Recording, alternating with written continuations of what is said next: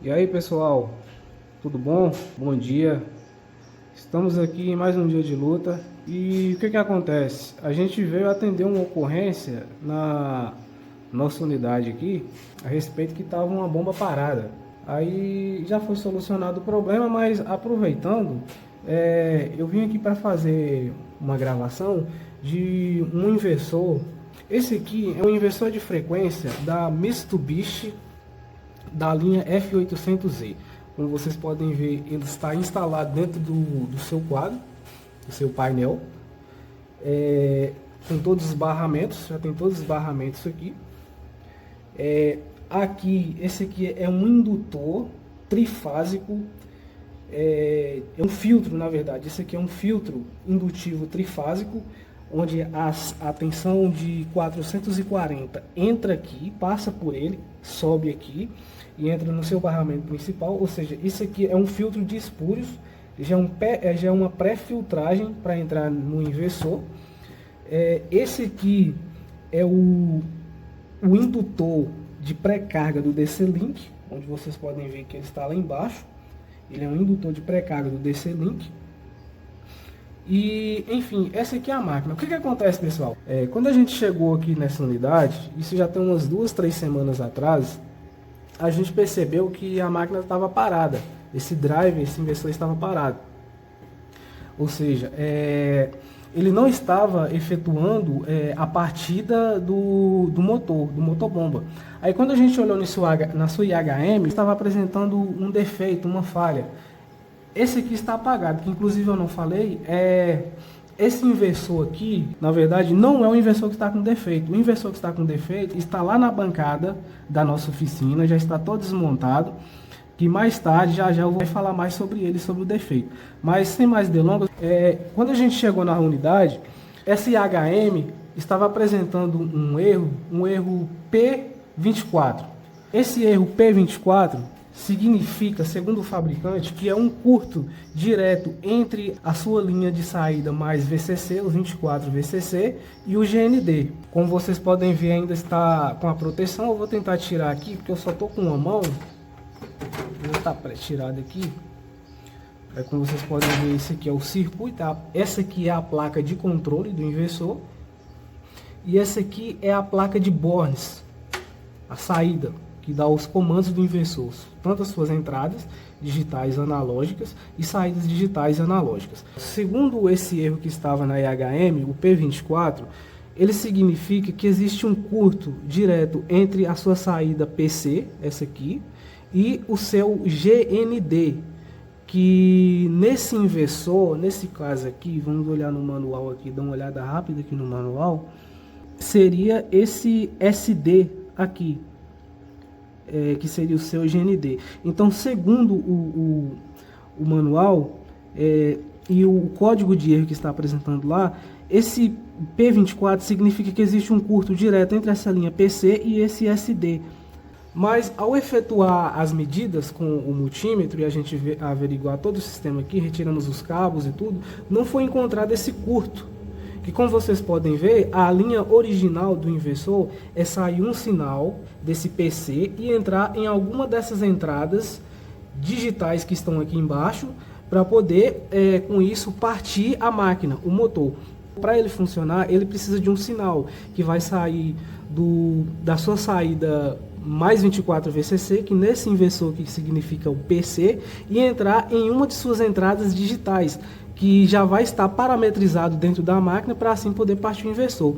Mas esse aqui, o que estava acontecendo? Quando tentava partir o motor, aparecia esse código de erro na IHM aqui. Mas enfim, pessoal, logo mais eu vou estar na oficina e na bancada e vou dar continuidade à explicação desse erro e uma possível solução, se for fácil de solucionar no seu caso, para esse problema. Então já a gente continua.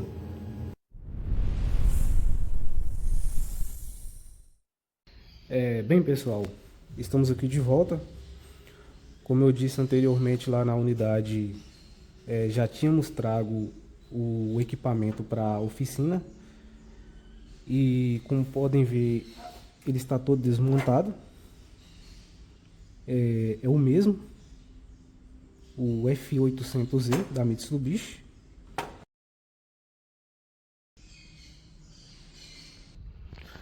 E como vocês podem ver, até mesmo os coolers foram retirados, todos os coolers, ao total são três coolers que esse inversor utiliza. Logo aqui ao lado eu tenho as peças do equipamento,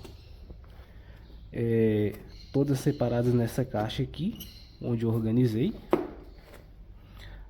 Aqui em mãos eu tenho um dos capacitores do DC-Link, que como vocês podem ver está com seu resistor de carga e descarga.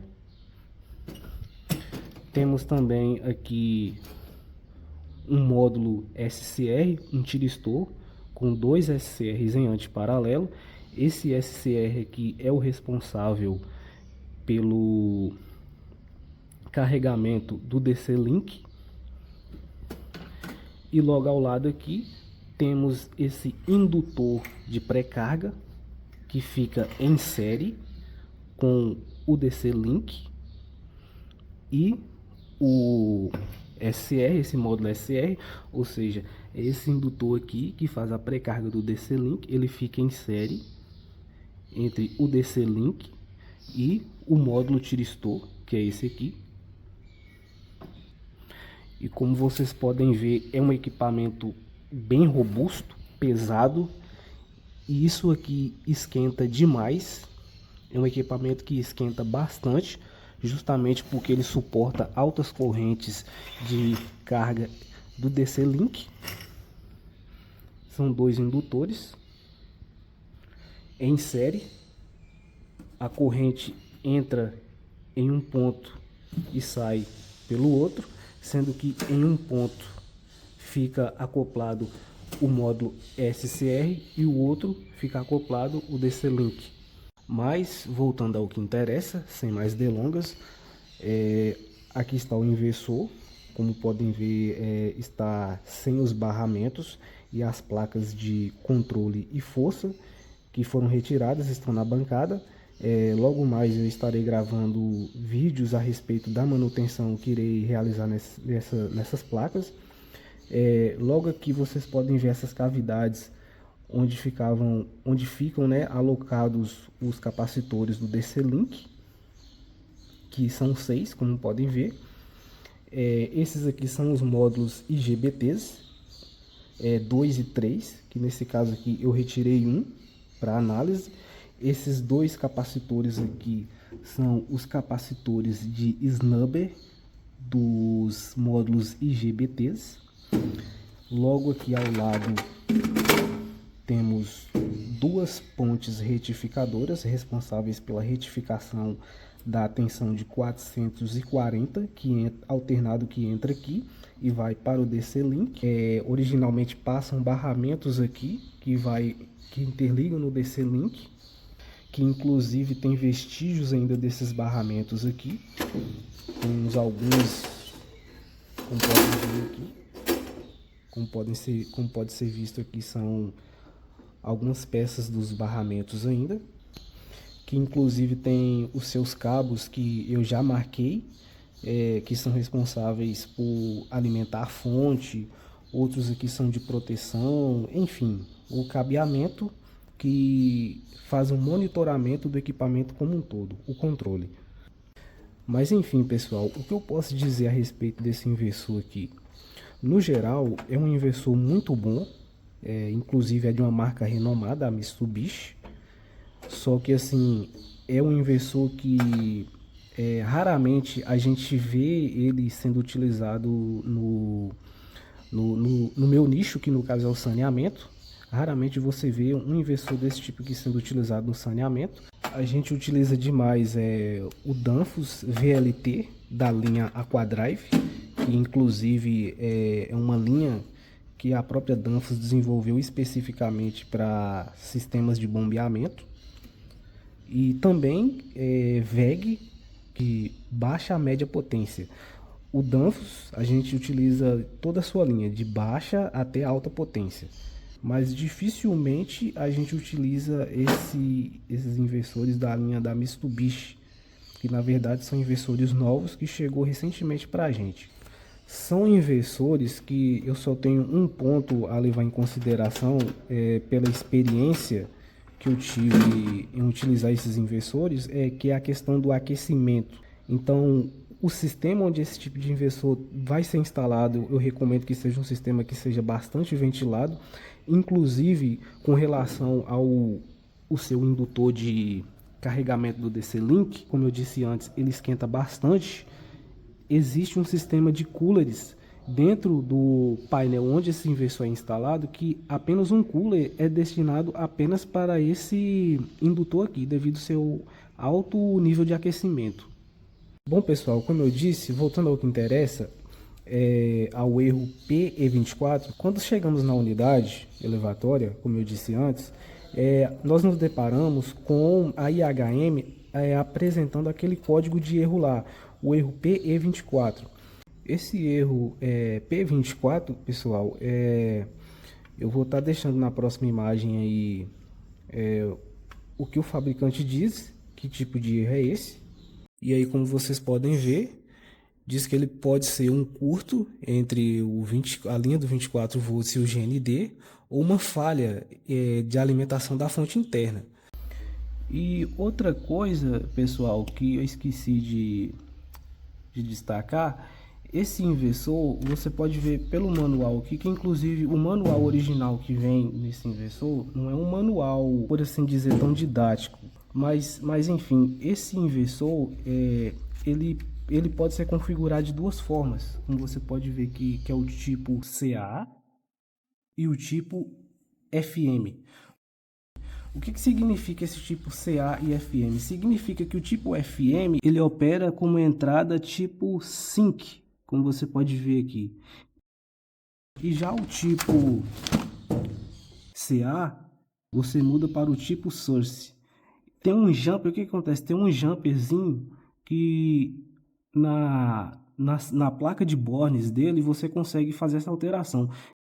Essa questão de sync source depois eu faço um vídeo explicando melhor, mas basicamente como vai ser o tipo de sinal que você vai usar como entrada no inversor. Se vai ser transdutores ou sensores do tipo que vão enviar sinal negativo ou se vão enviar sinal positivo. Mas enfim, é um assunto para outro vídeo, uma outra conversa. Solução. O que o fabricante recomenda, e até mesmo o que eu recomendo, quando você chegar em campo e se deparar com um problema desse tipo aí, a primeira coisa que eu recomendo é desligar todo o sistema. Desliga o inversor, desliga o comando, desliga tudo para dar um retrofit, dar um reset no sistema, para ver se volta a funcionar. Caso não voltar a funcionar, outra coisa que eu recomendo também, inclusive o fabricante recomenda, é você verificar a carga que está na saída desse 24. Que esse tipo de inversor aqui, inclusive, ele possui mais de uma saída com 24 volts VCC. Esse inversor ele tem duas saídas de 24 VCC, que como vocês podem ver pela imagem logo que eu vou deixar aí à frente, ele possui essa saída de 24 aí, onde está indicado comum para transistor de alimentação externa, e mais essa saída de 24 dos bornes responsáveis pelo sinal de parada de segurança. Ele vem curto-circuitado com as entradas digitais S1 e S2. Por quê? Porque isso é um opcional. Caso o usuário queira usar um sistema de botoeiros ou automação de parada externa, ele deve retirar esses jumpers, mas normalmente para aplicação de modo geral isso não é necessário, então é comum a gente deixar isso já jampeado. Mas retomando ao ponto principal, essa saída de 24 VCC, tanto essa de sinal de parada de segurança como essa de sinais de controle, elas remetem ao mesmo capacitor interno da fonte principal. Então, elas são comuns. Você tem que verificar se tem algum sensor, algum transdutor em curto, que pode ser que esse sensor em curto está roubando a carga e causando esse erro, esse P24. Caso contrário, isso não solucione o problema ou você não consiga encontrar o curto, eu recomendo que você desconecte todos os cabos, todos esses cabos aqui, todos os cabos do borne principal, das entradas digitais, do inversor, e analise um por um, diretamente no comando, se não tem alguma contatora em curto, que costuma acontecer muito. E isso aqui, a bobina dela entrar em curto. Enfim, pode tentar fazer uma série de manobras para ver se consegue resolver o problema. Então eu vou efetuar a análise e tentar corrigir o erro, fazer a manutenção eletrônica que deve ser feita. E logo mais eu volto com mais vídeos a respeito dessa máquina aqui. Então obrigado por ter assistido até o final aí. Se puder, curte, compartilha, se inscreva no canal. E aí, tamo junto.